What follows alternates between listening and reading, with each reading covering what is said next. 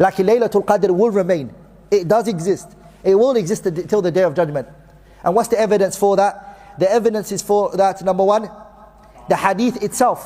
Wa alaykum as-salam. The hadith itself is the evidence. Why? Because the Prophet said, وَعَسَىٰ أَن يَكُونَ خَيْرًا لَكُمْ. It is possible that there is good in it for you. فَالْتَمِسُوهَا. Look for it. فِي التَّاسِعَةِ وَالسَّابِعَةِ وَالْخَامِسَةِ.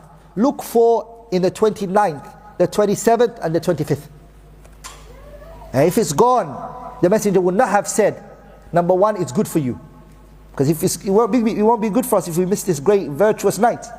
Second is he would not say to them, look for it.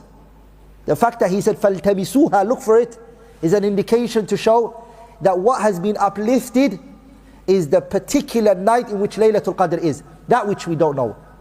And Imam ibn Mulaqqin rahimahullah, in his kitab 𝗟𝘆𝗹𝗁 𝗵𝗺 he transmitted an ijma' that Laylatul Qadr is going to remain. He said, أجمع من يعتد به من العلماء على دوام ليلة القدر إلى آخر الدهر. Ibn al-Mulaqqin said, it is by consensus.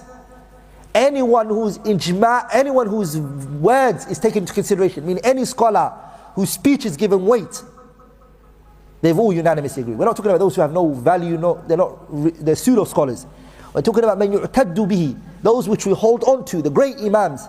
All of those imams unanimously agreed that Laylatul Qadr will remain إلى آخر الدهر, until the Day of Judgment. That it will never come to an end. That it will never come to an end.